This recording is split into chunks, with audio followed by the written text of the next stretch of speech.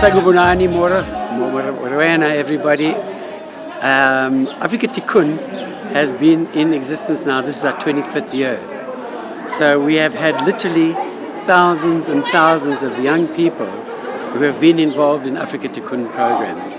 So today's alumni event is our second year of recognizing alumni, individuals who have moved through the development process of Afrika Tikkun and have now found their way into the adult world. And I think what's so important about this is that individuals who have experienced Afrika Tikkun forever are part of a movement called Tikkunners. And as a Tikkunner, you have values, you have a belief in yourself, you know that you can change the world. So the significance of today's event is that this is 600 people who are coming together with a belief that they can and will change their lives and the lives of thousands of others around them. So putting the Alumni program, how do you think that this program can help alleviate poverty, especially in Africa and developing countries around the world? Well, these young people are people who've learned to believe in themselves. And when you believe in yourself, you can change the world. They are giving back by coming to Afrika Tikkun sites, and they are teaching and mentoring and acting as examples to young kids who at this stage are still forming their idea about themselves. They are the models. The alumni are the models for younger children. And by helping those younger children believe in themselves, they are in fact helping them make decisions that will get them out of poverty. So looking at Afrika Tikkun and its programs from cradle to career program, what other programs have been rolled out especially for the young adults? Well, you know, the Cradle to Career program is a program that is really a developmental program. It says we recognize that the history of apartheid created a lot of gaps. A lot of children are still left uncared for because their parents are having to travel to urban Johannesburg to look for jobs. Who's going to look after those children when their parents are in Johannesburg working or looking for jobs? So Tikkun provides a safe environment. It provides also a development environment. And if what we can do is help individuals not only find enough faith in themselves to look for jobs, but also maybe to start their own businesses in the township environment.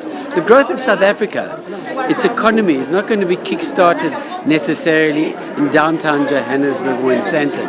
It's going to be kick-started in the township economies across South Africa. And who better than Afrika Tikkun youth who have gone through development processes to start businesses within their own community. And Tikkun is going to be doing that. Tikkun is going to be supporting programs which are looking to create employment and generate income in the township environment. Okay, looking at the fourth industrial revolution that is about or is kicking off, what strategies have Afrika Tikkun put in place to make sure that the young people that are going through their development programs are able to meet up with the challenges that lies ahead of them? Well, first of all, our belief is whether you're going into the high-tech industry, cybersecurity, coding, all the fourth industrial revolution skills, you have to have first and foremost a belief in yourself.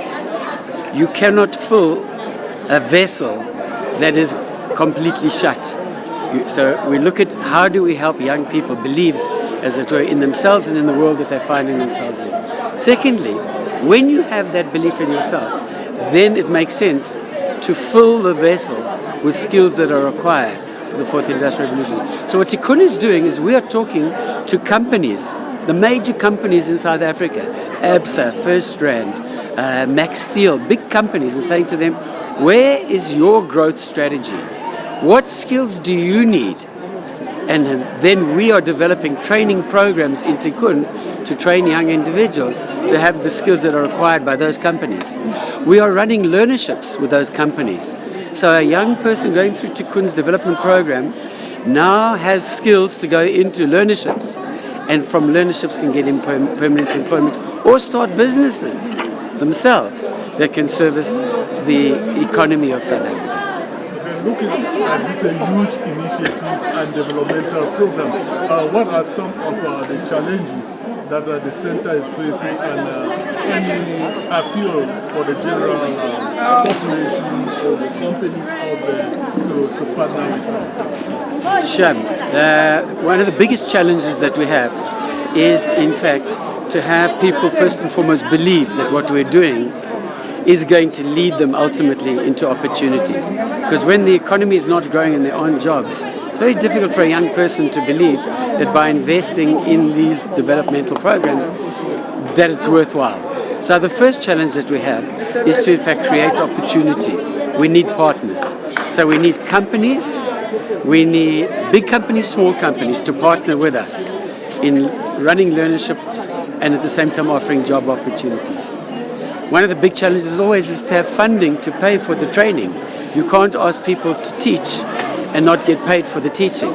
So we always need funding. The other big issue is transport. To get young people to be in interviews, there's a cost involved, huge transport costs. So again, funding is needed for those sorts of issues. And then we need other service providers, companies that specialize in coding skills, teaching coding, companies teaching around finance, financial management in the high-tech industry. Fintech is a used word that says as we move to digital platforms, so the ability to offer financial solutions through cell phones, we need companies like Vodacom, MTN, Cell C to work with us to embrace programs that can get young individuals in the townships to believe that there is a future for them. Okay, today you have the alumni that have come around. I know maybe in there you'll be giving a word, but any special word for them? Yes, you are the future of this country, and the future is now. It doesn't help to reflect backwards on the past of all the injustices. Every country in its development has a history of some injustices at some stage. What we need to do is we need to grasp now. We need to say, what can we do together now? And not waste too much time necessarily on the past. We mustn't forget the past. It is important that we remember the struggle activists, the leaders, many of whom gave their lives so that we can have this South Africa that is free and democratic as we have it today. Mustn't forget them. But what we need to do is say, what can I do today to make a difference? And by living a life of service to others, you find purpose in your own life. So my message to the young people that I'll be talking to today is don't wait for somebody else to do it for you. Do it for yourself. You are a Tikkuna. Being a Tikkuna means you understand what it means to care about your community.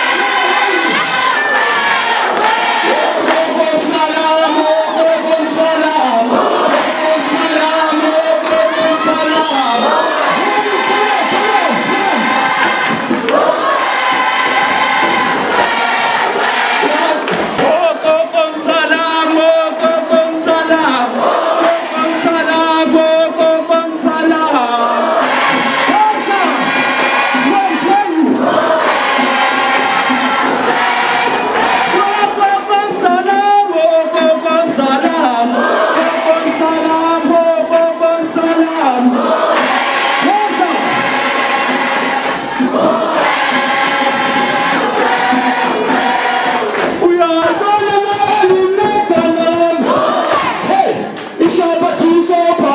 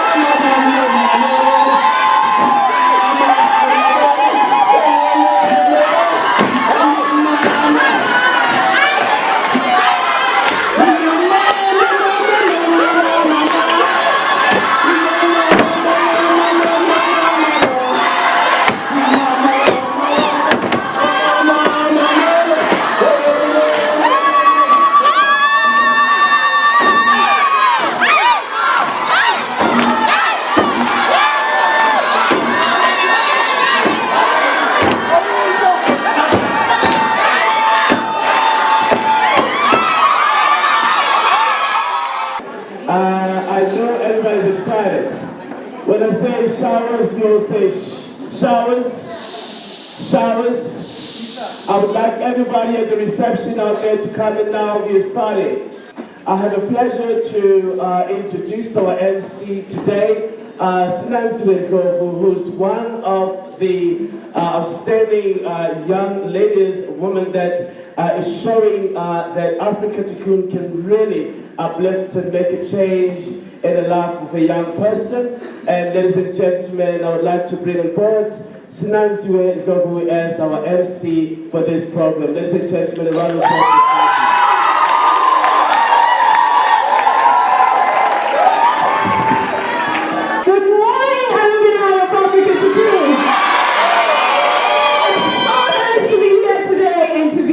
Of all of you, because we have over 600 alumni of Afrika Tikkun in this room. So today we are gathered here to learn about something very big. Yeah, what just happened? Okay, cool. So today we have over 600 Afrika Tikkun alumni coming from different communities across South Africa. What an amazing work that Afrika Tikkun does. A round of applause, ladies and gentlemen.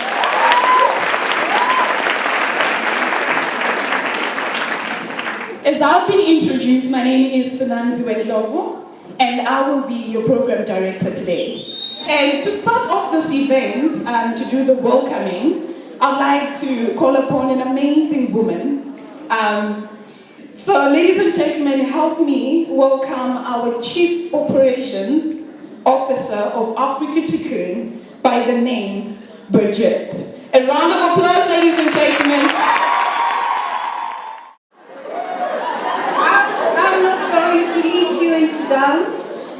I'm just here to welcome you very warmly. I know it was quite an ask to get up very early on a Saturday morning while most of you are working. It was cold this morning, so I'm really happy that you're here, and I thank you very much for being here in such high numbers. I like to welcome the partners of Afrika Tikkun. I like to welcome the guests, but I especially like to welcome you, our alumni, because you are the core of Afrika Tikkun. To this Alumni Day, first of a kind Alumni Day. The date of this day is not coincidental. Tomorrow is Youth Day, and this Alumni Day is really to celebrate the power of young people, the power of you from all of our centers, from all of our programs. The design of the Alumni Day is not coincidental either. It actually reflects the way we like to work within Afrika Tikkun. We gathered many of you last year. We asked you how would you like to be involved with Afrika Tikkun in the future, and this is the basis for the program that we are preparing you for today. Please make sure that you use the opportunities we are providing you with today. The opportunity to network with each other. I saw quite some of that happening this morning when the different centers met in the parking spot. We will offer you quite a motivational seminar, so take that to heart. We will offer you a career expo, we will offer you career guidance, making sure that you build on whatever you have done with Afrika Tikkun into a future that is a future that suits you. I would say also get inspired by the success stories of some among you who have really taken chances and grabbed them with both hands and made them work for them, and most of all, enjoy today. Dance, learn, share, and make sure that you go forward from this day as an ambassador of Afrika Tikkun. Enjoy.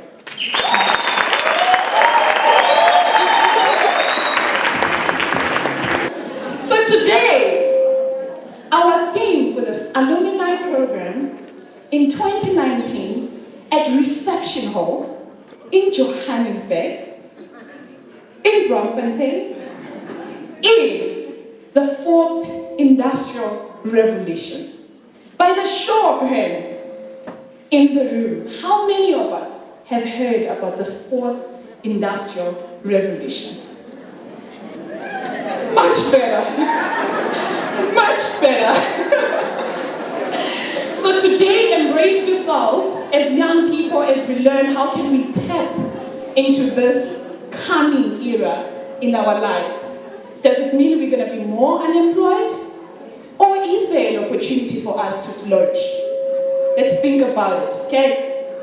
Now, ladies and gentlemen, a wonderful man whom he and his family 25 years ago decided to establish this organization in which 600 young people sit in a room and celebrate the success of their lives. And it was all because of this one family. Today, ladies and gentlemen, I want us to give a really warm welcome as we celebrate this 25 years of not just years passing by, but years of changing lives and changing different families and people and young people's dreams for the past 25 years. Our next speaker is our own CEO, Mark Lavner.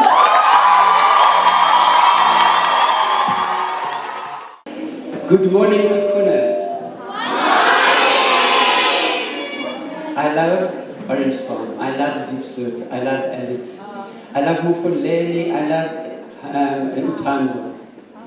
But most of all, ladies and gentlemen, and many of you who have seen me in the classrooms, and many of you who previously were ECD teachers, will remember one of the themes that I often use to teach the kids when I come into the classrooms is a very little simple saying. I love you.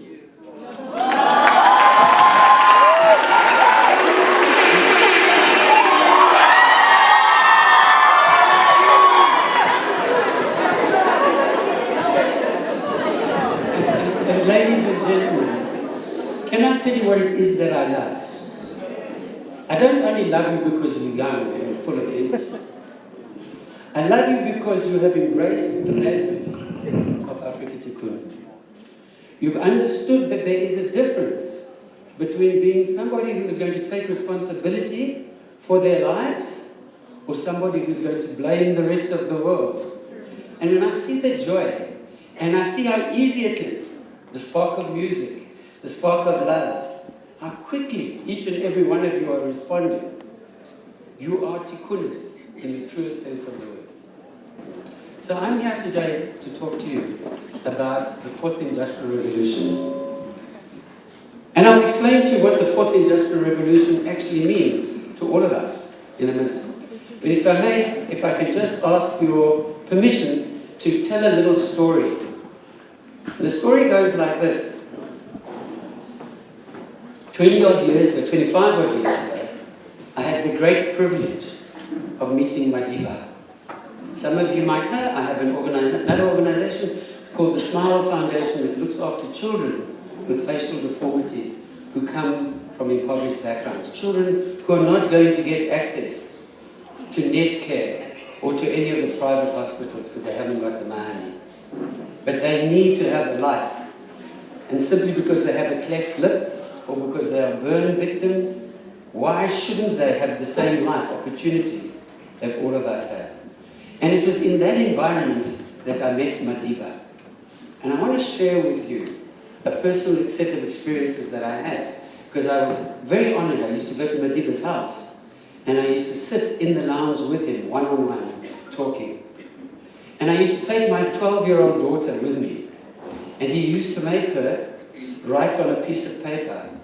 He used to call his secretary, give this young girl, this 12-year-old young girl, a piece of paper and a pen, and tell her that she must make minutes of the meeting. He said, because I don't want anybody in this country to be doing nothing.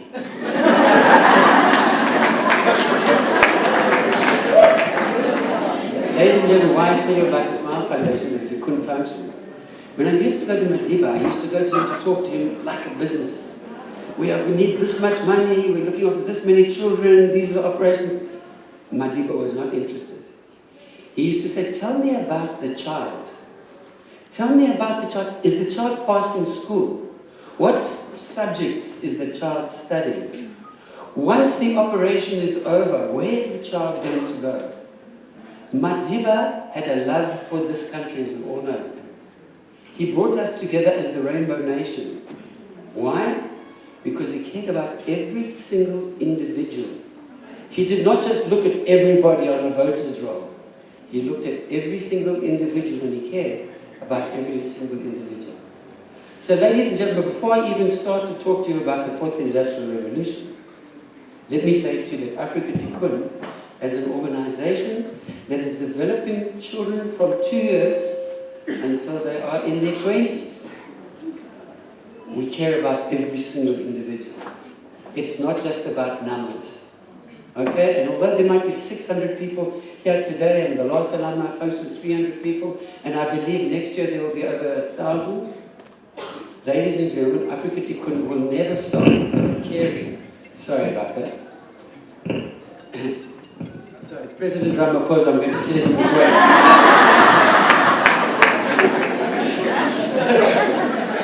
You must wait, I'm busy. Ladies and gentlemen, we can never stop, and that's one of the things I'm asking you as tikkunners. It's competitive out there. It's tough out there. There's not a lot of jobs. Lots of you are unemployed. Don't ever forget that you matter first and foremost. You can make the difference in your life depending upon the decisions that you make. And equally, you have a responsibility to care for others as well, necessarily. The second part of my story is my own personal story, which I want to share with you, unashamedly. 16 years ago, I was working in the field of financial services. I was making a lot of money. Every month I was making a lot of money. But I was doing work that was only focused on me. And I was doing the work because it was for the money, not because for what I really wanted to do. And I came to Afrika Tikkun, and I thought, oh, I'm going to spend maybe 1 year in Afrika Tikkun, earning very little money. Very little money. And, I'm sorry, I should put this off.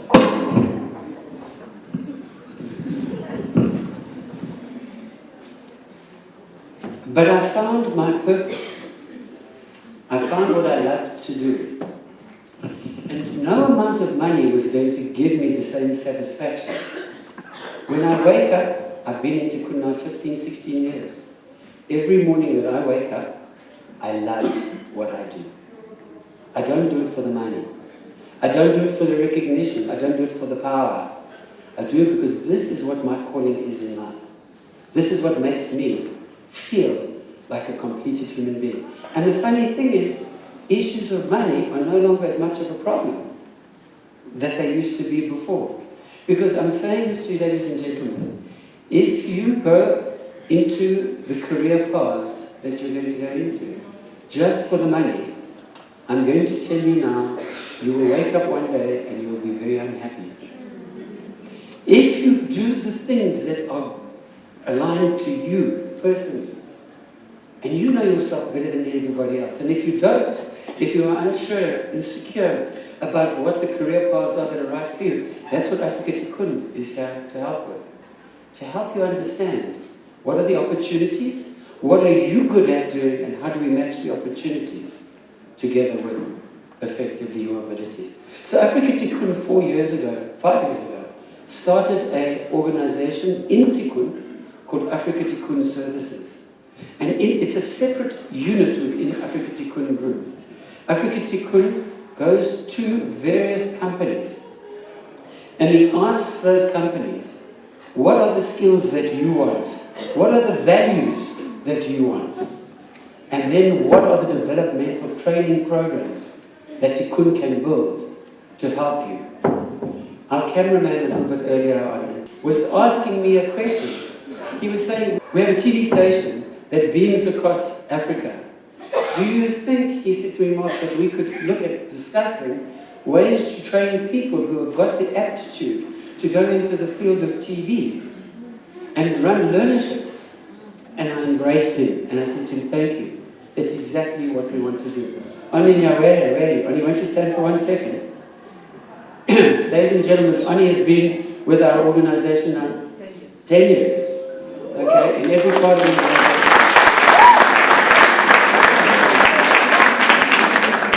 From the 1st of July, Ani is going to be running, and she has been unofficially running, Afrika Tikkun Services. And Ani and her team are going to be going into South African environments to talk to companies, to say to them, what are the skills that you want?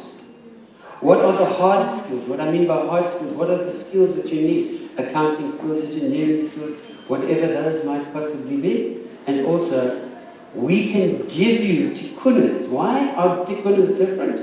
Because they care. They care about themselves, they believe in themselves, and because they care about other people. That's the differentiating feature. And if you want to build careers that are going to be successful, remember your Tikkun roots and what it stands for. So, ladies and gentlemen, what does the fourth industrial revolution mean? It means that what is happening in the world today of cell phone technologies, for argument's sake, that the world is changing, it's changing very quickly. Many of the jobs that used to be done before by people are going to be done by robots. That's the truth. Already, you can do your banking, you can do payments. Yeah, you don't need to go into a bank anymore. What does that mean for the banks? It means that the banks don't need to have big offices, big retail operations any longer. What they do need to do is to start thinking about how to use technology, the Internet of Things as it's called. Medicine and doctors. In the future, and I'm working on one particular project that's aligned to this, you will be able to go, even in the rural communities, and have somebody take your blood and send the results over the internet to a doctor who is in Johannesburg. And the doctor in Johannesburg will do an analysis and will write a script back to you that you can take to the pharmacy. What does that mean to Clicks? It means companies like Clicks and Diskette will now be able to run dispensaries where they don't rely on you having to come with a note from a doctor around the corner, but you will be able to go into Clicks, have your finger pricked, blood analysis done, and in half an hour you'll be able to get your script, your medicine. Ladies and gentlemen, what fourth industrial revolution is who's going to control the robots? Who's going to interpret the information that is coming from being able to collect data on the internet? And what does that mean to you? It means to you that you have to think about developing competencies and skills. It's critically important today to use a computer. It's not only important to use a computer, it's important to understand how to use the different apps that are available off a computer or off a smartphone. You have to think about how do you use your knowledge to help generate business. And then you'll understand how important you can be to other organizations. We have a tremendous, tremendous opportunity, ladies and gentlemen. Nowhere in the world, listen to this statistic. We all think, South Africa, a poor country, we've got so much to learn, America, the land of the brave and the free. And that. Ladies and gentlemen, cell phone penetration in South Africa is higher than the cell phone penetration anywhere else in the world. Maybe Japan and some of the Asian economies. That means that you guys who have been brought up on this piece of equipment have already got an advantage, okay? Because you understand the technology. It's easy for you. I'm seeing people here on their phones when I'm talking, they're sending messages. No, but that's the way of the world. When I grew up, you listened and then you went and you sat at a big computer. You sort of had to plug the keyboard, boom, boom, boom. Today, people are doing many things all at the same time because of this. How many people, for argument's sake, here today, while I'm talking, are using a cell phone? Whether it's as a camera, or whether it's to send WhatsApp messages, or on Facebook. Can I just ask how many people sitting here now, right now? You see what I mean? But that's the way of the world, ladies and gentlemen. That's how the world is operating. And if you think that you guys have got a high penetration, I can tell you the next generation that are coming through, the millennial generation, were raised on this. They listened to this before they even listened to their first teacher. So Afrika Tikkun is doing a lot in that space. One of the projects that we're looking at is in fact to install in our centres effectively Wi-Fi connection to schools in the area so that we might be able to teach teachers in those schools how to teach online. We're not going to have to worry about teachers still having to be trained. It's going to take another generation for that to happen. And yesterday evening I was with the Minister of Social Development, Minister Zulu, and we had a private little chat from about 6 o'clock until 8 o'clock last night. And she was giving me, and I'm sharing news with you that is not even known in the general marketplace. She was saying to me, the days of just giving out grants are going to change. And if you think about it, if you give somebody just a grant, but you don't give them an opportunity to use the grant, if all you're doing is giving a grant to put food on the table, but you're not providing opportunities, then in truth all you're doing is you're perpetuating dependency and poverty, right? You'll never get out of it. So I'm going to tell you an interesting statistic from the research that I did. I was doing some research for this last elections. Interestingly enough, most young people do not want to be on social security grant system. They believe that it's not a great system because they know that you have to work if you want to advance yourself. And a social grant is limited. You can't do much with it. So most young people don't want to be on social grants, but they do want their families, their mothers and their fathers to still get the grants because they worry about the ability for a family to eat. So in my discussion with the minister last night, our discussion said, well, let's still make sure that there are grants available for families that are desperate in need of it. But let's start thinking about how do we use the budget to help train individuals so that they have the competencies and the skills to be able to actually go into the job market. And individuals like Ollie are going to be going now to companies and saying to them, fourth industrial revolution skills, where is your business going? PG Glass has shared with us that they want to grow, Spar Group want to grow in township economies. So we're saying to them, fine, we will try to develop training programs that enable young people within the townships to necessarily develop skills and competencies to come and work in your business, PG, as franchisees or as employed staff, as general managers to Spar Group. So, within the framework of fourth industrial revolution, what can you do? Ladies and gentlemen, you've got access to all the information you possibly need.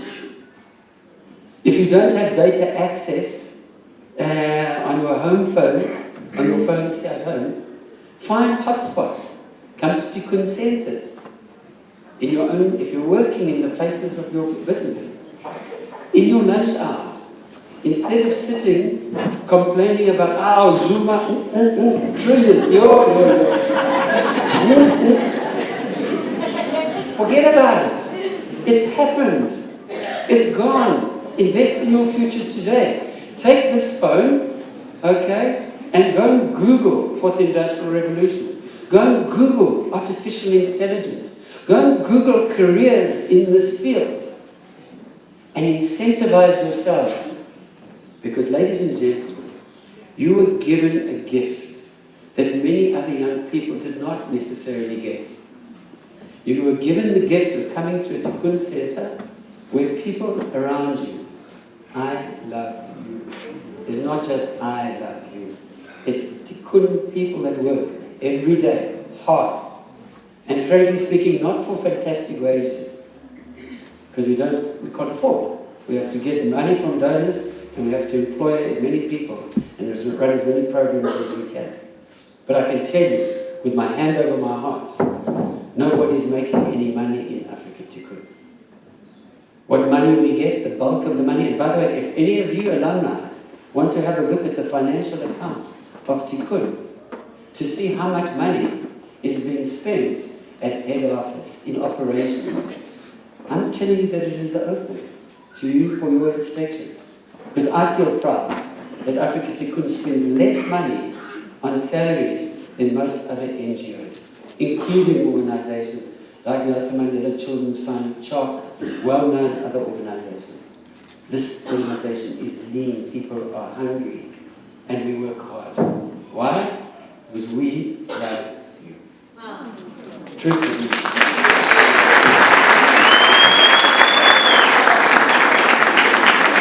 My last point, and then I'm going to be quiet, because I do a lot of talking for a short man.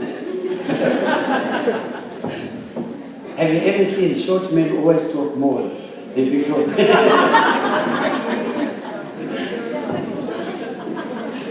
I want to share my dream and then leave it at that. Madiba gave us something that this country has not had in a long time. He gave us a positive movement. In my youth, just around the corner here at Wits University, I used to be one of those struggle activists. Serious, if you go to Hector Peterson Memorial and look on the wall there, you will see a photograph. You probably won't recognize me because in those days I had hair. And you'll see a photograph of some students carrying a coffin down to the city hall. Okay, protesting the June riots where Alexander children were being shot, and there was a blanket ban on any news in the newspapers. And a group of us marched, and we picked up all the morning commuters, and some 3,500 of us marched to the city hall to give a petition to the mayor to say, this must stop. Why do we have to have exams in Afrikaans? Why are children being shot? Because they won't do the exams in Afrikaans. It's wrong. And on the way back, the police, the Boer, okay, dressed in plain clothes, shy at us. And at that time, I remember the power of the movement. Why do I tell you that story?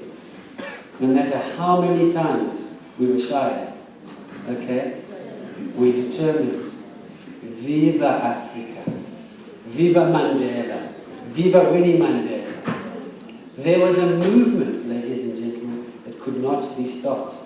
No matter how many tanks, no matter how many police with machine guns, the movement could not be stopped. Ladies and gentlemen, we have been through 10 tough years. Unfortunately, with people in government who stole from us all, it's happened. It's gone. We have to put our energy into the movement today. You, ladies and gentlemen, are in fact part and parcel of that movement. You are driving what I call the Tikkun movement. And my dream is that this movement will grow the same way that I saw the ANC movement grow during apartheid years, until there was no stopping it. Ladies and gentlemen, I'm inviting you, as alumni of Tikkun, to in fact be Tikkunners of a movement, the Tikkun movement for good, the Tikkun movement for change. It does not mean that you must not invest in yourself. You have to invest in yourself. But it means also that you remember your Tikkun values. Care for one another, care for your brothers and sisters. Don't steal from them, because every time you steal from them, you're stealing from the entire movement. And it's up to every one of us who carries the Tikkun name, as we do so proudly, to stand for Tikkun values. Every one of you have the ability to make this movement for change probably one of the most exciting opportunities we ever face. I'm going to finish on the last statement. We've been through tough times. The world has looked at us and they've said to us, Afrika Tikkun, they've said to us, South Africa, criminals, steal money, the country's bankrupt. We now have a president who was the patron of Afrika Tikkun in the very beginning. Cyril Ramaphosa was the patron of Afrika Tikkun in the very beginning. When he was doing his campaign trail in Mufuleni, he was driving past the center and he saw the Afrika Tikkun name. He turned his whole cavalcade around to come and meet people in the kitchens of Afrika Tikkun. When I write to the president, I get a response. Not because I'm important, but because Afrika Tikkun is important. Ladies and gentlemen, my appeal to each and every one of you, make the best of your own life. Take the Tikkun values. Learn what is the Industrial Revolution and the opportunities that are there. And as alumni, help Afrika Tikkun, the organization that is doing the training and the development, to better develop, to in fact improve our service delivery to the next generation. You guys can stand up in front of youngsters who are influenced by the stories that they hear. We don't have enough role models in the townships, unfortunately. We've still got too many people who are my age who are still complaining about the apartheid and colonialism. And what for? I'm not suggesting we forget. We must never forget. Too many people died so that you can have the freedom, that I can have the freedom that we have in South Africa today. Therefore, it is up to every one of you, individually and together, to in fact drive this movement. Talk about Tikkun. Talk about the values. The more people who are spreading the news about Tikkun values, the more in fact we are going to get support from various people within South Africa and internationally. I could not be more proud. I could not be more humble than to be able to be driving this organization with the support of unbelievable people. We are in fact a Tikkun team, and you are a part of that Afrika Tikkun team. God bless you. I wish you all well. I wish you a wonderful day. Warren, I compliment you. Neo, I compliment you for pulling this together. You guys are unbelievable. The amount of time, energy, and effort that you give, to this. And to the entire Afrika Tikkun. I cannot tell you how much it appeals to me. Richard, Stevenson, Murray, Karabo, everybody that has come, that doesn't necessarily have to be here today.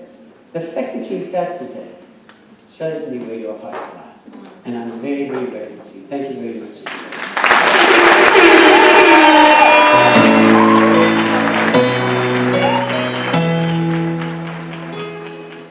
Well, we need to have dinners with the ministers. We need to be the ministers. A round of applause for that.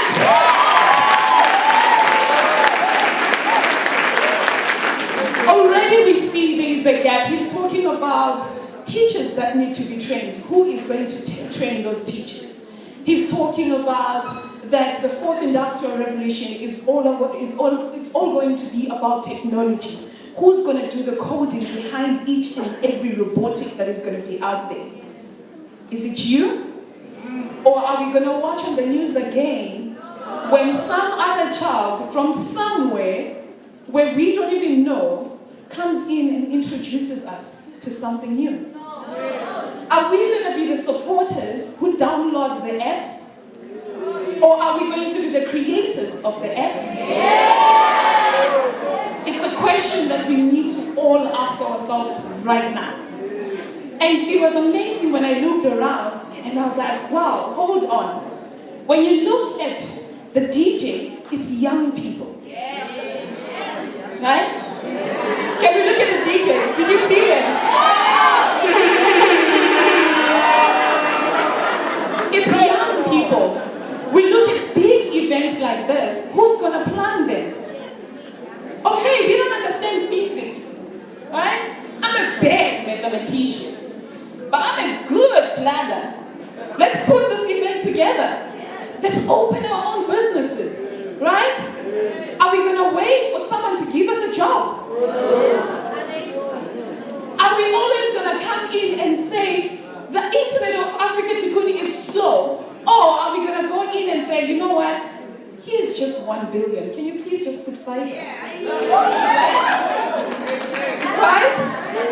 Let's think about it. The future is great, people. The future is great, right? Okay, right now we're going to have an amazing woman coming up. Gender activist, human rights activist. She makes things happen. It doesn't matter where you put her.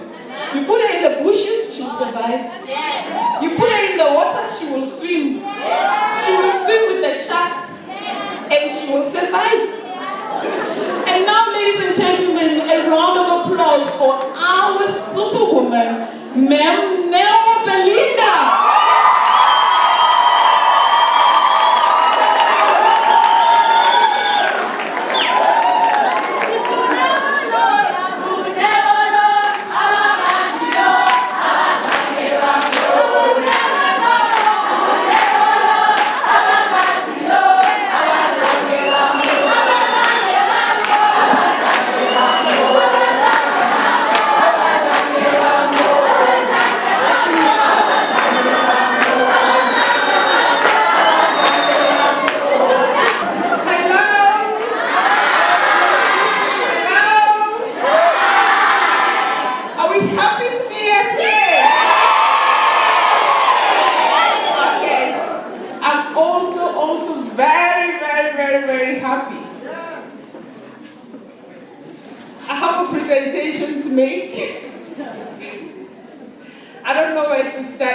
I'll start somewhere. I represent the programs department working with the alumni program.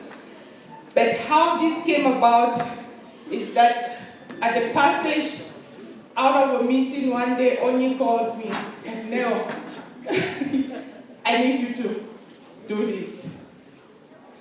I'm like, what are you talking about? Please work with Bui. Bui is not with us. I think she moved to another organization. But I got in. Bui was very helpful. The alumni program started last year. Was it last year, 2018? Yeah. So it was doing very well. So I got in, and this is what happened.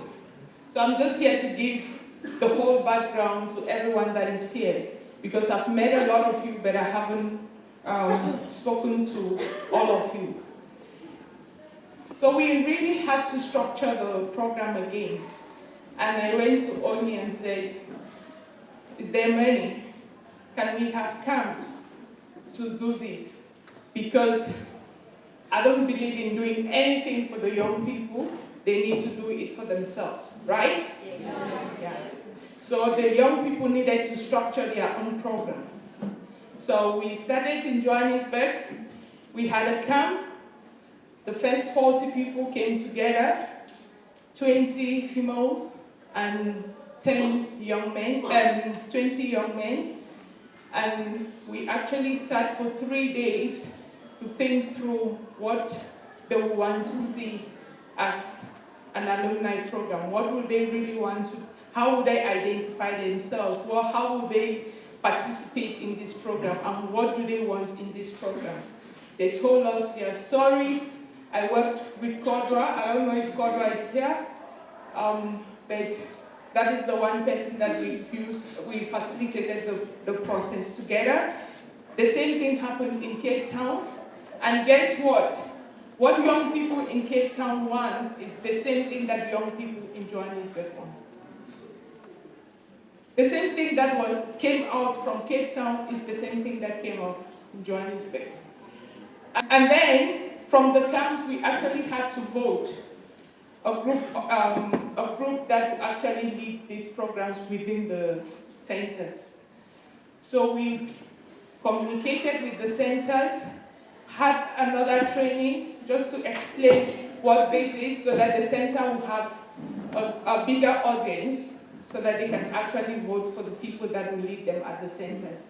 So we had 10 executives per center, 5 female executive members, and 5 male executive members. So you have the president, the vice, the organizer, and then the secretary and the vice secretary. Those are the positions that exist in each center. Why am I saying this? I'm saying this because it should be a position that you want to be in next year. In the next 2 months, they should be voting for the new group. So I want all of you to go back to your centers and actually wait for that day, ask for that day and go into the center and actually tell them that I want to be the president. We are going to see the president, the 2 presidents, the female and the male president present their speech today, and there are awards for them. So I really urge all of you to get into the centers and do that. From there, we had different activities that took place at the center. I would like you to go through the slides now. So at the centers, the leaders led their teams. And the first activity that they did, because young people in the consultative workshop said they want to give back to Afrika Tikkun. And they actually want to do it. They related it to the Nelson Mandela week that usually happens. So they want to have a week that they come into the center and give back, because Tikkun is all about giving. And we thought of naming that week the Beit Lavna week. I went to Oni, explained the concept to her, and she actually accepted that and took it to Mark and the family. The family went through it and they accepted. And then we had the Beit Lavna week in all the centers, where the young people designed programs. They got into the ECD in all the 5 centers, including Cape Town. They did a lot of work for a week. They went into the gardens. They went into the classrooms. They even spoke to the facilitators at the centers and the staff at the centers, because most people knew that there is someone called Betty Lavna, but they actually did not know much about him. So they did a lot of research about this person, and they took time during the week to educate people. But above that, we've had a lot of trainings, leadership trainings. We've had a lot of gender sensitization trainings. We have trainings that talk about decent work, because young people need to get in work and they need to know what type of work that they want, and they need to know why they're actually accepting the job that they are accepting. But unfortunately, all of you couldn't be in. Working with Warren has been very great in this journey. Presently, I work directly with Warren on this, and there have been a lot of workshops that Warren has done with the leaders, preparing them for different opportunities or running different activities. And I would actually like us to give a hand of applause.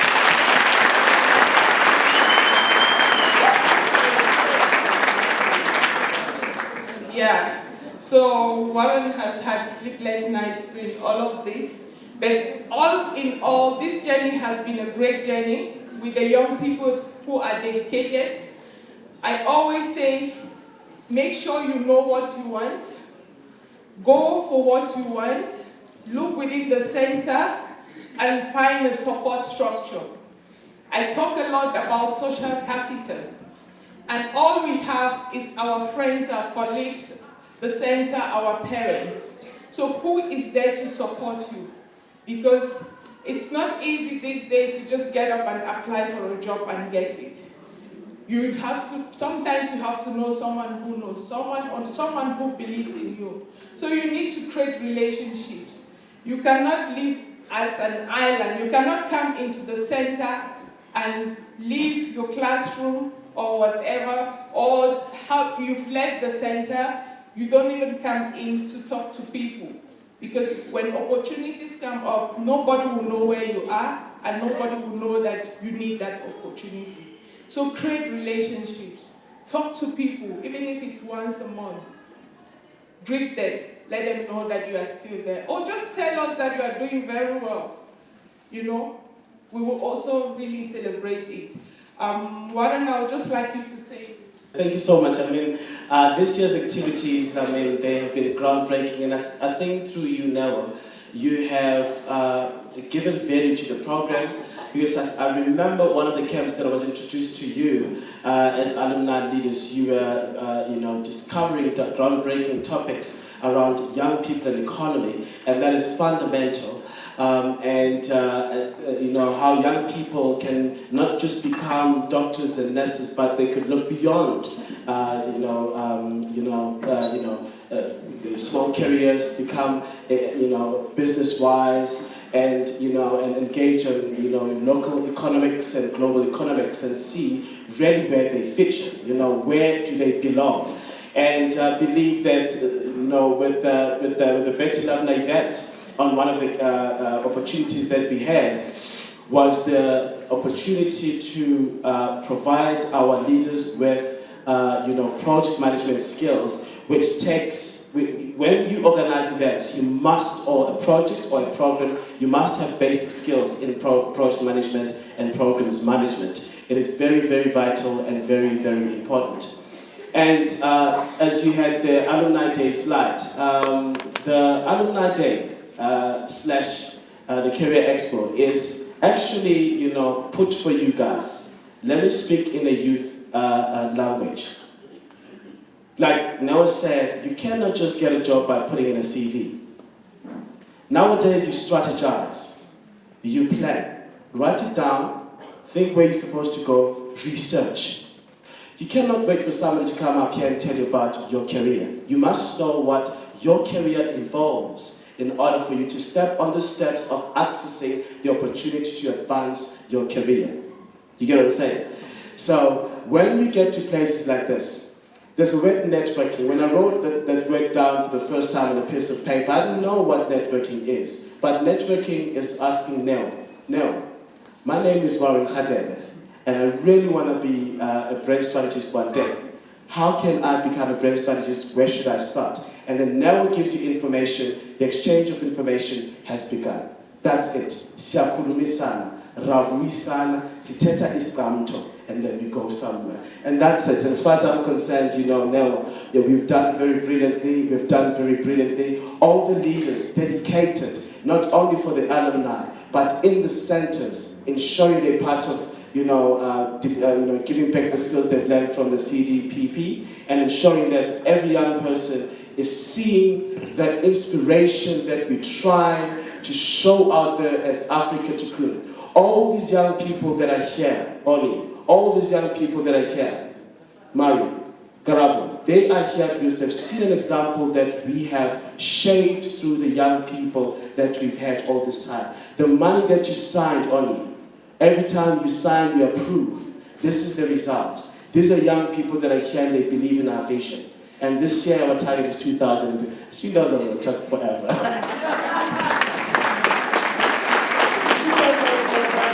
Thank you. Thank you, Wellington.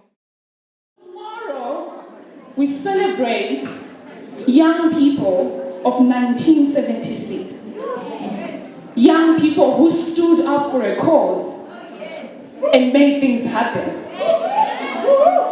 Young people that lost their lives so that today we have our own equal education and we can choose what we want to study and in what language. For years we have celebrated these young people, but I want to pose a question today. What do we as young people of 2019 want to be remembered about? They fought for a cause because they knew exactly what they wanted.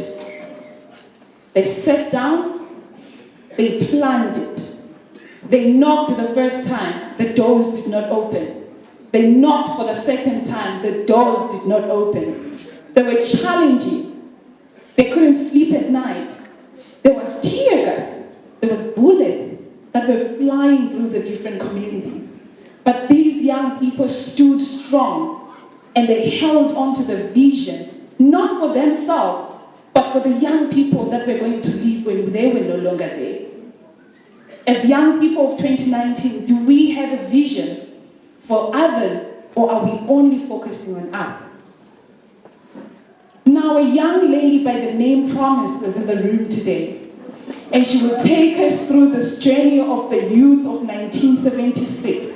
Can we give a round of applause for our Promise?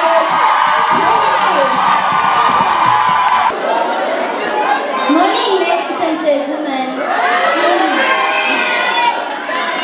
I'm Promise Mzalose. I'm here to recite a poem titled Youth Day.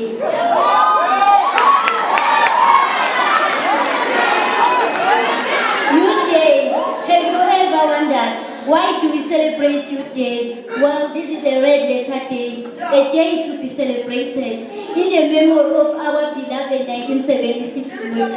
This was a youth with a dream and a mission driven by a vision and a passion to take action, to stand for what they believe in. These were leaders indeed who stood together in unity, the same unity we lack today. This was the youth who decided to take to the street in order to speak and leave a legacy. Blood was shed for us to live in this world with no brutality.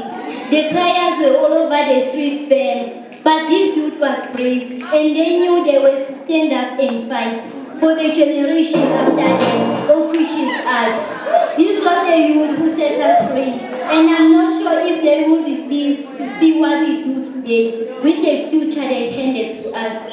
Really, is this how we're gonna repay them? No, a drastic change is needed in our behavior. Written by Anza Tigane, the upcoming poet.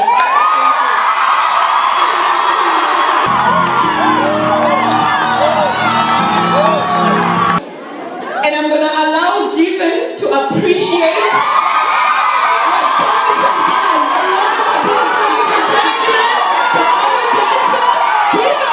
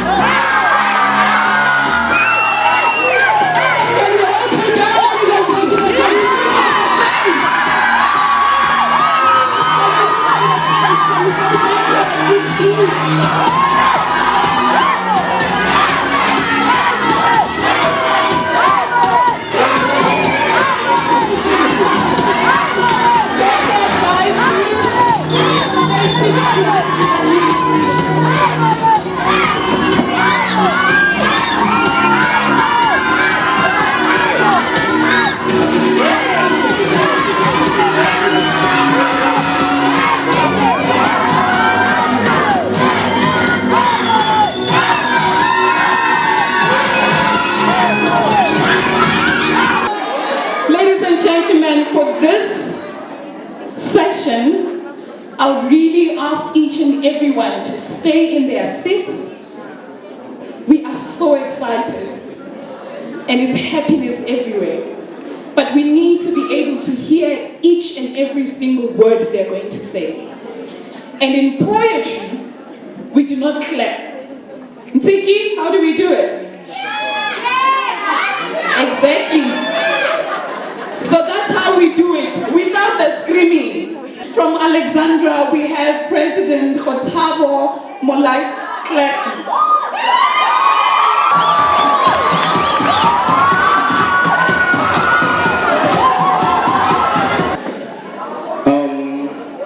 Morning. Education is the great engine of personal development by the great Nelson Mandela.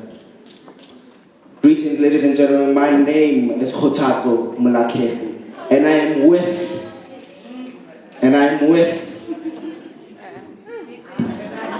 Me, admire her.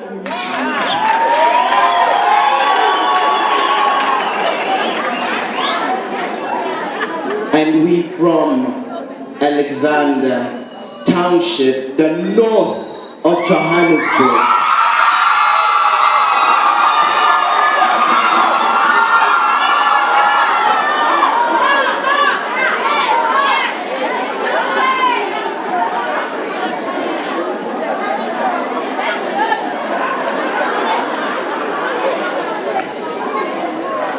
Where legends resided, such as the great Nelson Mandela.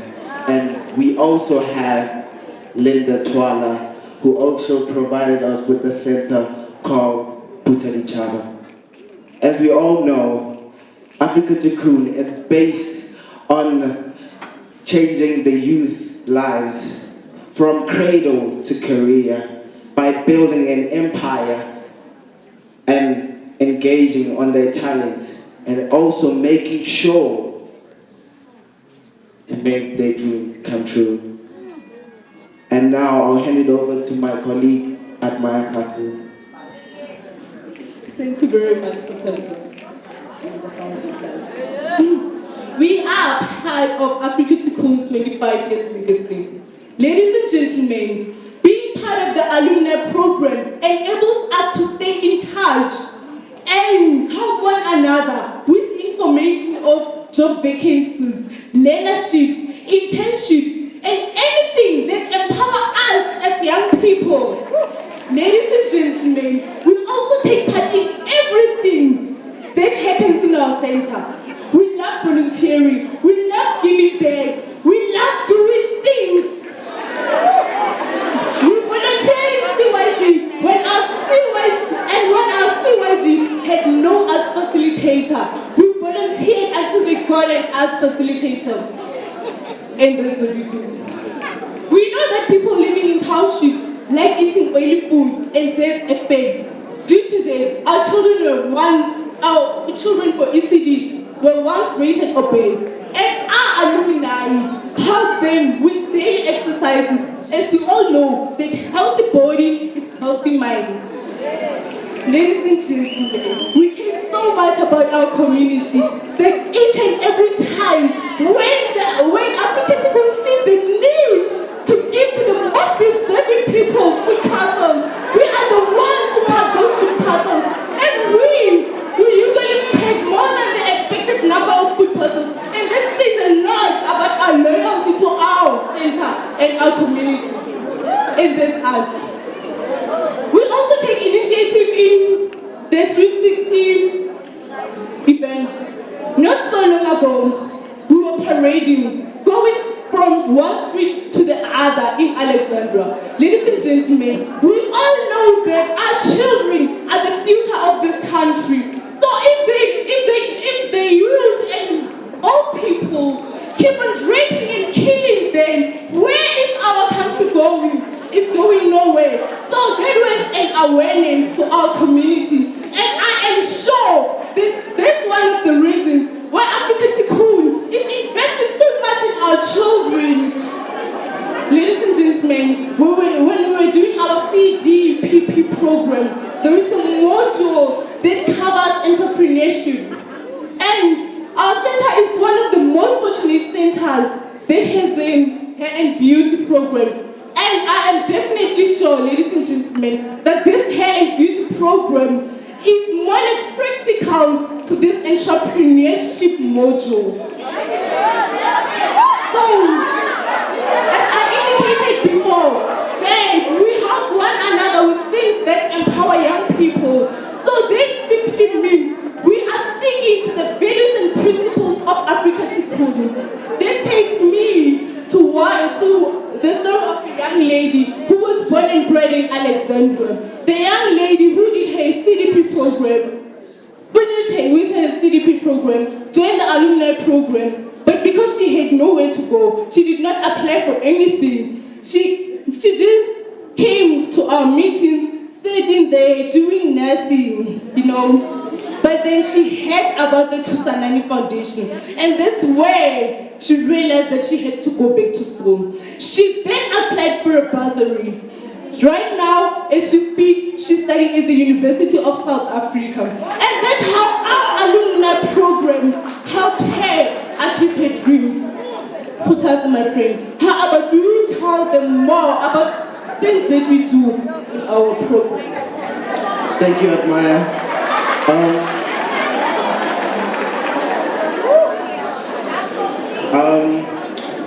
So in Pusadichawa, we have 179 alumni members. And out of 179, we have 91, which we actually put on the system, data system, that went to the driver's pit. And we are very fortunate to have that because there is no other way of getting this opportunity. So out of that 91, 63 progressed and got their learners. And the 14, unfortunately, there is no such thing as failure, and failure is only feedback. And over 36 of our alumni members right now are currently doing their driver's lesson. So we would like to thank and acknowledge this moment to Afrika Tikkun, and thank you all for listening. Thanks.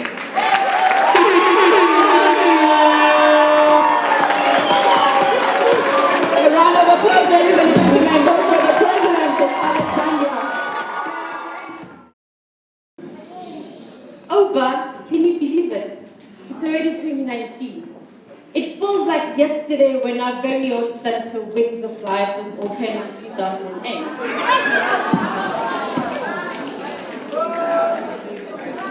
Well, thank you, Busisiwe, for reminding me. It's been 11 years since the birth of our own center. And ever since, that's become a home to the community of Deepsfield. But more especially, I have something to share with everyone here. Ever since it was established back in 2008, as you say, it has grown from being a single building to expanding to becoming one of the largest of the 5 centers. That is remarkable. This is a day worth of celebrating. I believe that it's not how big the house is, it's how happy the home is. Now, to show that we are excited to be here and we're celebrating it an Alumni Day, may we all stand up and give ourselves a warm round of applause for being here.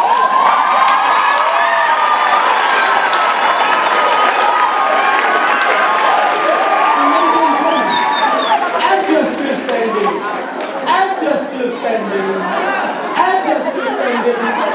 let us not forget the 25 years existence of Afrika Tikkun.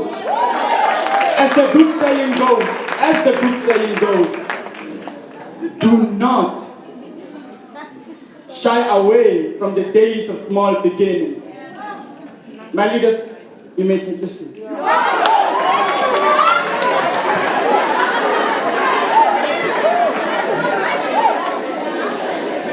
You know what, Busisiwe? You know what? It's like back in 1994. when an organization named Afrika Tikkun was formed. And to this day, Afrika Tikkun still continues to provide holistic development to these privileged communities. Now that's a story, a good story to tell. My leader, how do you go about it? How do I go about it, you ask? Well, that's very easy for me. For instance, let's take the life of a very young man, very vibrant and a true reflection of a young man, Muhawu. Muhawu Chabalala, a 16-year-old young man who, like any other who grew up in townships like Detroit, encountered challenges. It was at a peak in his life, facing very critical years without a mother, that Muhawu needed something that he needed to belong to.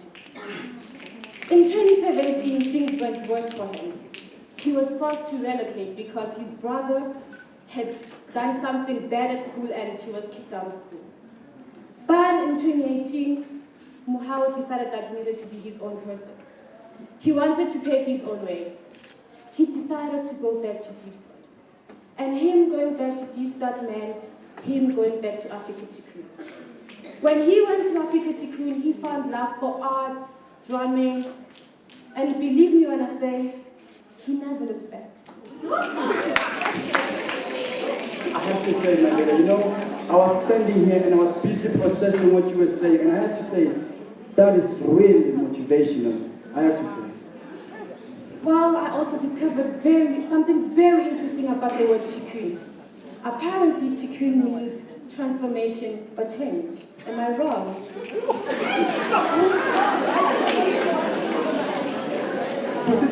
My leadership, my president, you are absolutely right when you say that. But however, do you want to know what I think? I think that Muhawu Chabalala, like the many who come to Afrika Tikkun, found Afrika Tikkun as a place of escape, you know. Hence it is Afrika Tikkun's primary objective to deliver holistic development to disadvantaged communities, all right? And that is where Muhawu's needs were and are still met. But I have a surprise for everyone here. I have a remarkable surprise. I would like to ask Muhawu Chabalala, the young pose, from wherever he's standing, to stand up. But before he does that, if you are sitting next to him and you didn't feel the remarkable change he brings with him, then my brother or sister, that's a story for you. But let's leave that for another day. Muhawu Chabalala, can you please stand? Can you please stand? There he is! There he is! There he is!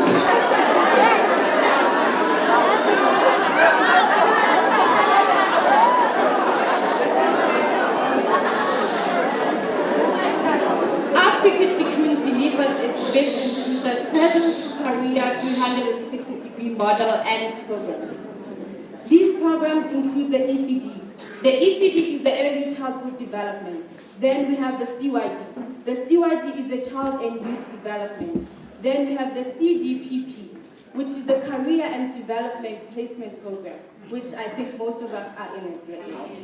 And it is these very programs that young men like Muhawu get equipped with the necessary skills in order for them to become economically empowered. And of course, it is these programs that people like Muhawu will carry on leading for the next 25 years. And I believe that is a good story to tell. But my leader, we have to close this. People are getting tired.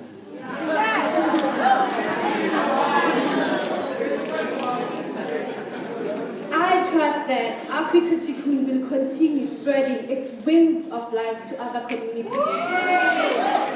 It is said that the only time you should look back is when you want to see how far you've become. Now, may you please close it up.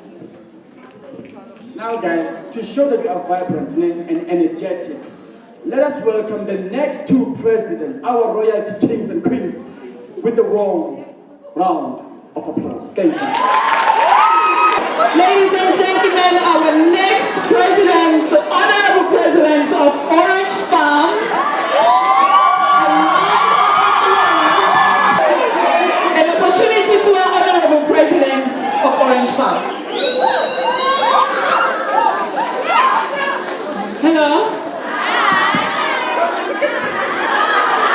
Asani, where is our people?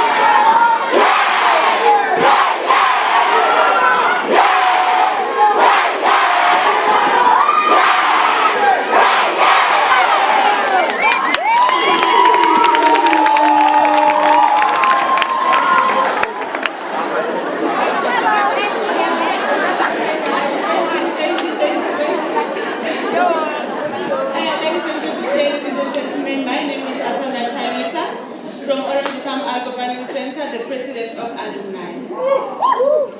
And I'm Lebo Hangmota, also from Orange Farm, representing the excellency of the alumni program as alumni president of Afrika Center.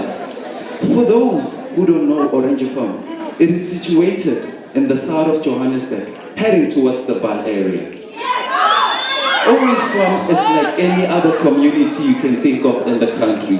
It is highly affected by youth unemployment, substance abuse, crime, violence, and lack of resources. It has a population that is over 76,000 with over 21,000 households. Isn't that so?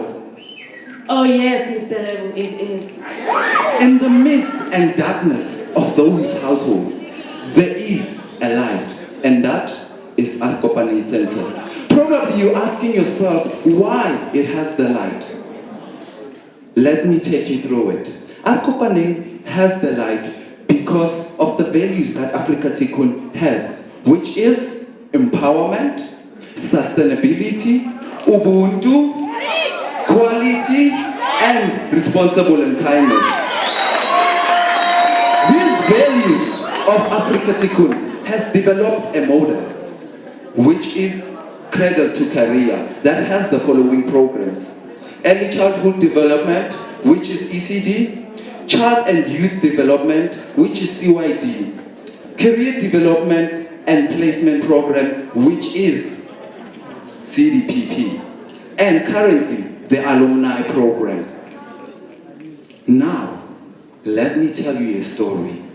Picture a young girl that is residing in Orange Farm. In her household, she lives with a father and 3 siblings.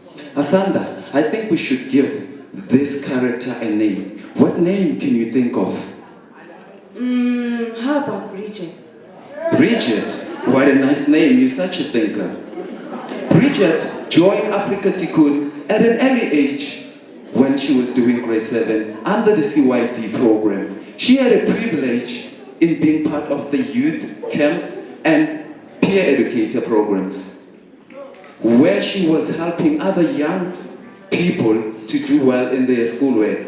And she made sure she was succeeding as well, as she's one of those who passed her metric very well, as we are maintaining our 100 pass rate of our matriculants in CYD. From there, she decided to take a further step in joining the CDPP. In CDPP, she learned more about empowering herself and making good choices in the workplace environment. And that was not the last step she took. Asanda indulged her.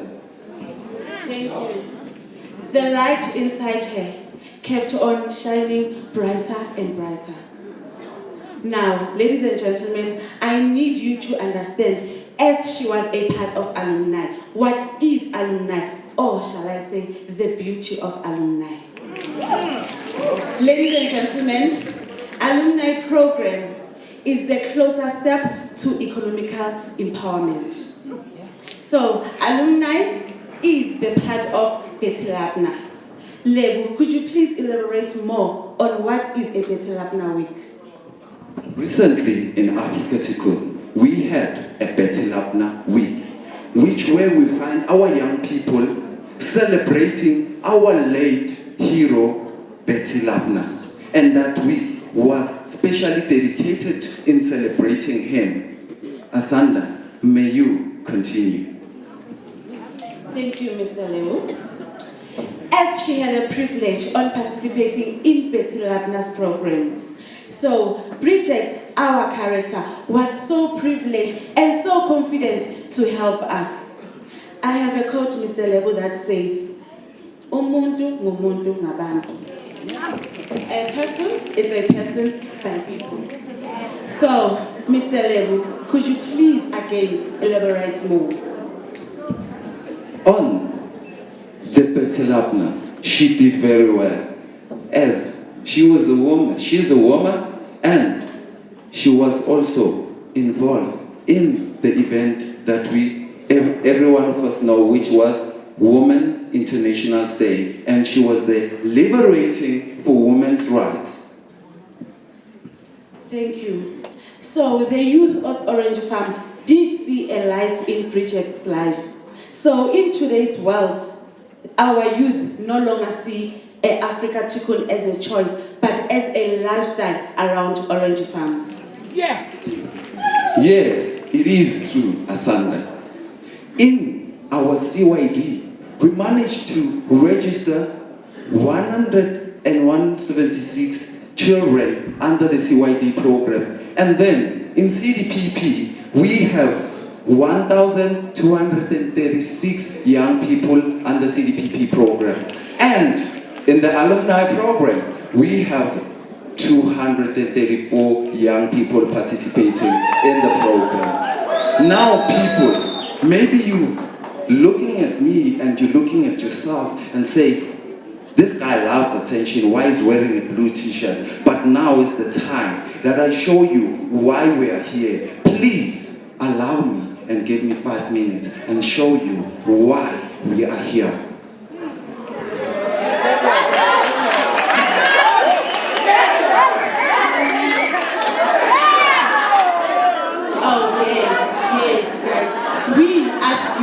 We as a female version of tomorrow.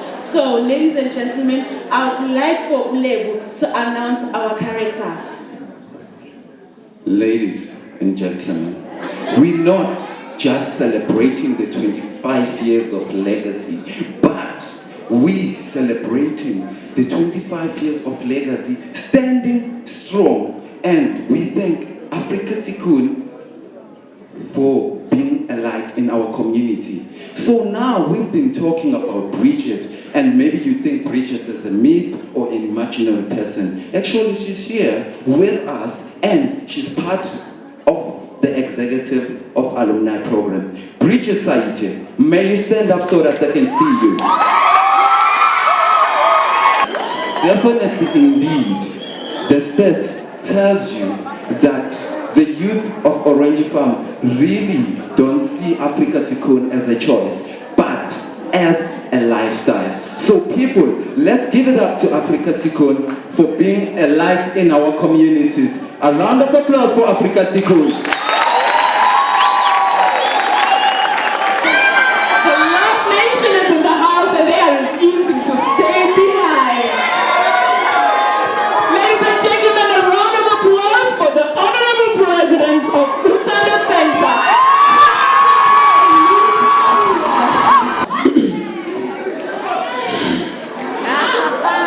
Ladies and gentlemen, before we begin, this speech contains real scenes, real life stories here at Afrika Tikkun. Please, as we are reciting this speech to you, give us a chance to say it properly, keep quiet, and appreciate.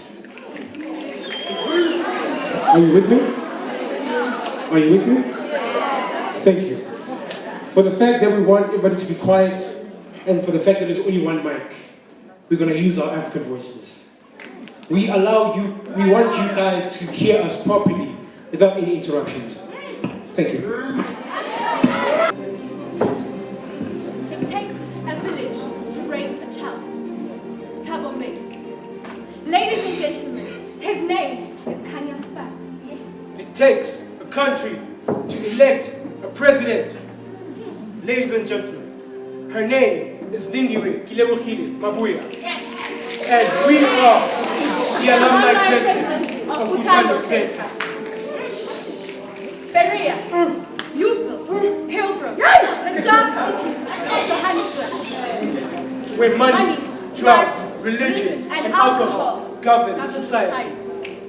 A world where young people are unable to go to school and create their futures because of this poverty. A world where crime is the true pigment that runs our societies. Utando. Utando is in the middle of these three communities. Utando stands for love. Utando is the heartbeat of these three communities. Ladies and gentlemen, just to remind you, Afrika Tikkun is a non-profit organization which empowers young people from cradle to career. With 3 core programs, of which we all should know by now: the early childhood development, child and youth development, and the career development and placement program. We also have a social support service, of which, by the way, works according to a 360 degrees model, ensuring that all of us are supported holistically. Now that reminds me of something. Yes. Let me remind you of Vilagazi. Vilagazi? Vilagazi is a perfect example of what economic empowerment is about. I remember that guy. Born and raised in Uppington, in the Northern Cape. However, spending a short time there, he moved to Berea in Johannesburg, Gauteng, living in a Catholic church without his mother, because due to her severe illness, she was deemed unfit to be a caregiver. That's when Vilagazi moved to the streets. Yes. Vilagazi was introduced to Afrika Tikkun on a career day, whereby he met his current employees. Today, Synthesis. Oh yes, I do remember the day when he said he's going to make it a mission to become an employee of Synthesis. After meeting them, he said this: you know what? I'm going to work there. And what was his first step to greatness? The Career Development and Placement Program. A wise man once said, nothing ever great has been accomplished without passion. And this is what we see in Vilagazi's story. Persistence is key to greatness. And speaking of greatness, allow me to spice up this story with a couple of accomplishments. Well, he is not only a founder of one business, but 2 businesses. Listen up. He is a founder of a local internet cafe, empowering young minds to remain economically empowered externally, and also a founder of a recently recognized digital brand, Digital, of which not only does it offer IoT products and services, it also offers app and web development services. Damn. Yeah? Now, let's not forget why we are here today. We cannot celebrate this day without acknowledging why we are here. Alumni is an individual who has graduated in any institution. Afrika Tikkun started an alumni program to establish a safe space for young people who have graduated through any programs of Afrika Tikkun. Oh yes, it is a platform to give back to our communities, to empower, network greater opportunities, and to support recruiting you, future land leaders. Please tie up to the core values of Africa Tikkun. Please remind us. Which are sustainability, responsible kindness, Yes. quality, empowerment, ubuntu. Oh yeah. Now, as Utando alumni, we have produced and executed key events that not only have impacted the center, but the community as a whole. With key events such as the Double the Mountain, Lead With Me, and the hashtag Sebwanele 16 Days of Activism Against Women and Children Abuse Walkathon. Not forgetting the International Women's Day, Touch the Mic, the social media trainings. And let's not forget the long-awaited Betty Labla Week, of which, by the way, Vilakazi did play a major role in the Betty Labla Orientation Day. To date, as Utando alumni, we have a total of 187 alumni members, all of which are officially recorded underneath the Soweto Care System. Now, in conclusion, ladies and gentlemen, please stand up.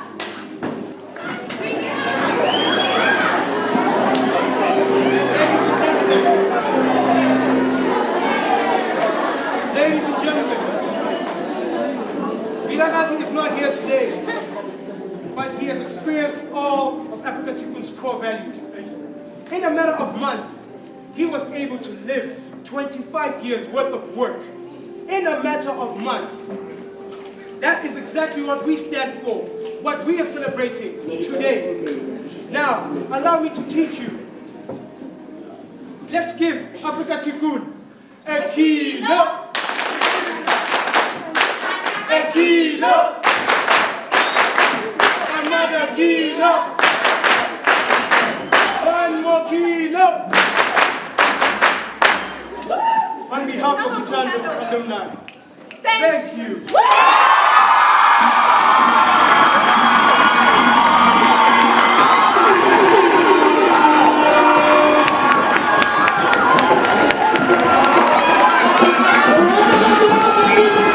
So we have read through the program since the morning. We had the amazing wise words from Mark Labner himself, asking us different questions and challenging our mindset in terms of, are we really ready for the fourth industrial revolution? A few days ago, when we attended the IAB Digital Summit, everything that they spoke about was, how can we be digitally literate? How do we take this fourth industrial revolution, make it in sync, and be part of the communities that we live in? And let us face the reality. If this fourth industrial revolution had to kick in today, our different communities will suffer more. As the little soft skills jobs that we get will be gone. But ladies and gentlemen, each and every leader that has stood up today has told us that there is hope. They've told us that we do not have an excuse. You do not sit at home and blame the president for not bringing the services to you and your home and your bed in front of the TV. It shall not happen. You need to stand up, map your roadmap to one of the Africa Tikkun centers. Be a curious bee. Ask what's happening. Ask the internet what's happening with this fourth industrial revolution. Is your CV ready? Is it still on paper or is it digital? How many people have digital CVs in the house? Yebo. Aye, we are ready. Can I have those who have digital CVs, their hands up again? Are you sure? Hey! The digital world is at the door and your digital CV is not yet ready. We shall leave you behind. So now, ladies and gentlemen, a little bit of entertainment. Amazing entertainment. They call themselves fire. And in our African language, ladies and gentlemen, give a round of applause for Umlilo Dance Group.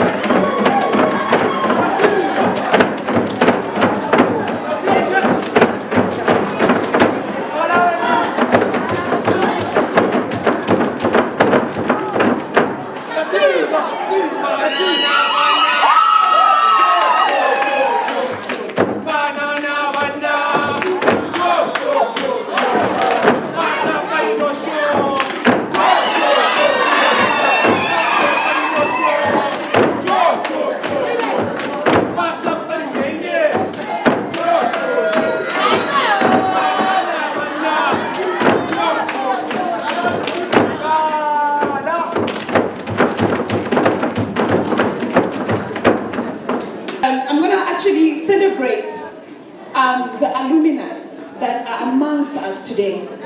Alumni that have went out there and they've showed that Afrika Tikkun did a good job. Alumni that went there and never forget where they come from. Alumni that said, when I was in the dark and I couldn't see anything, you showed me light. And today, I remember this young woman, some years back, I cannot even remember which year. She finished school and she wanted to do one thing. She wanted to be a chef, right? When you think about chefs, you think about Mama there, the papa no rojo, the beef, the dombolo. You know those classy meals you eat at home? She was like, I want to introduce the African cuisine into the spaces where they've never heard of us. You know, it's those places when you get inside a restaurant and you don't understand what's on your plate. Hey! It's the worst moment, right? And then the waiter comes and says, are you ready for your order, ma'am? And you're like, now you know, you need to keep the reputation. You know, keep a straight face. And you're like, give me 2 minutes and I'll be ready. And then the waiter leaves, right? And then you're stuck with this book where you don't understand a word that is in there. And guess what I do? I go and look at the different ingredients that have been put into the plate. I see chicken, I'm like, yeah. We know chicken, right? We know chicken. And I go, I'll have that. Which one, ma'am? You take out your phone, act like you're busy. That. Right? I'm gonna have that. Please make sure you make it, can you just bring me warm water with a slice of lemon? It's the usual.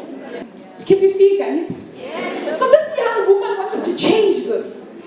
And she was like, I want to introduce our African cuisines into this luxurious hospitality industry.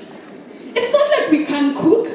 We can cook. It's just that the people making the menu do not know us. So I'm going to tell them who we are. And this alumni child, and I remember, oh dear God, we suffered. We didn't know what that place was. It was the International Hotel School. And we see these things on Instagram, you know, when they pass culinary arts field, and you pass them so fast, eh? Because you're like, let me see what Bona is up to. And now we are in this place, and she's like, me, I don't know where this place is. But they said I must come at this time. We managed. If there's one thing about us is we're strong. We are hardworking. And when we want something, we want it. We talk to the Malumes. The Malumes will tell us where this place is. We will make it there. We made it there. And when we walk in, it's this huge, beautiful building. A building that when you look at yourself in our disadvantaged communities, you're like, there's places like this. And if you're not mentally strong and you have not been mentally trained, immediately you start feeling down. You're like, but I don't belong here. Right? Unfortunately, it's our reality. And we looked at this building, we're like, but I don't belong here. But we're like, you know what? We are here. Let's go in. Right? And I remember when we entered, there was all these little things that were colorful. And apparently it was food. And we were supposed to eat it. We looked at it. We're like, our tummies, we have a lot of work and a long journey to go back. And this young person was so optimistic. She was so ambitious that even when we stood, she went right in with a straight face, straight to the reception and asked, this is who I am, I'm here for this, and this is what I want to do. And we went into that room and they explained the courses, they explained the financial part. Hey, you know finance? Finance is life, people. Do not be scared. We shall have that money. We will have it. And this woman, she's just there.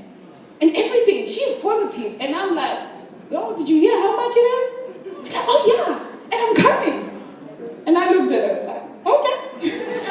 Okay, let's do this. And we struggled. We struggled so much on that day. And I remember when we were coming back, she was crying. And she was like, I don't know where I'm going to get the money. I don't know how I'm going to make this dream come true. The only thing that I know is that I want to be a culinary arts specialist. I want to get into this hospitality industry. And it's so amazing that today we hear the news of this young lady as she will be graduating on the 31st of July from the School of Hotel Management, that big building. And I really want to celebrate her. Please help me celebrate her and other young people that have graduated. I'm a graduate. Can I see the graduates? Yeah, well, CDP program graduates. Canteen. Canteen graduates. Michael, which graduate do you want? We have our hospitality culinary arts specialist in the house, California Ngwaga from Utanda Center and Afrika Tikkun Alumni.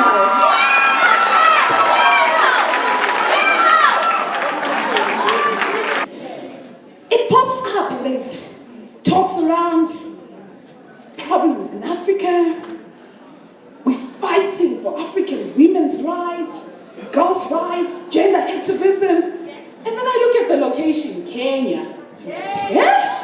People are in Kenya now. Ladies and gentlemen, our very own representative of Tata Lubuti.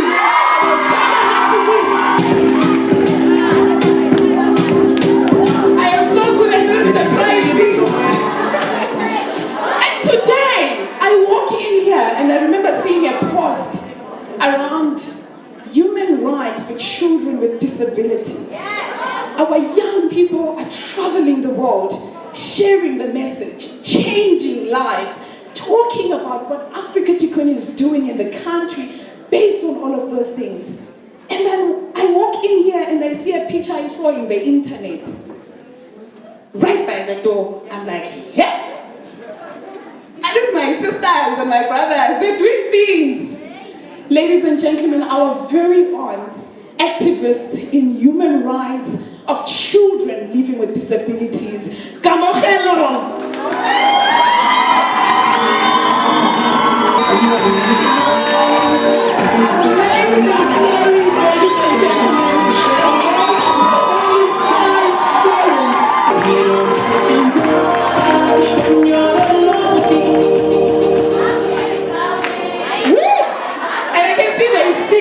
I need to start following artists now. I think I'm missing a few here, right? So ladies and gentlemen, this is only 4 young people that are part of us in doing amazing things. And there's a lot of people in the midst of all of you that are not sharing those successful stories. Guys, I want to do surprises on the stage, man. Please share those stories. Because I know you're doing great things.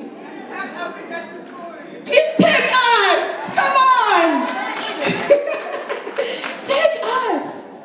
Be proud of where you come from. And it's not about you at the end of the day. It's about the next person who's sitting at home and is feeling their dreams are shattered.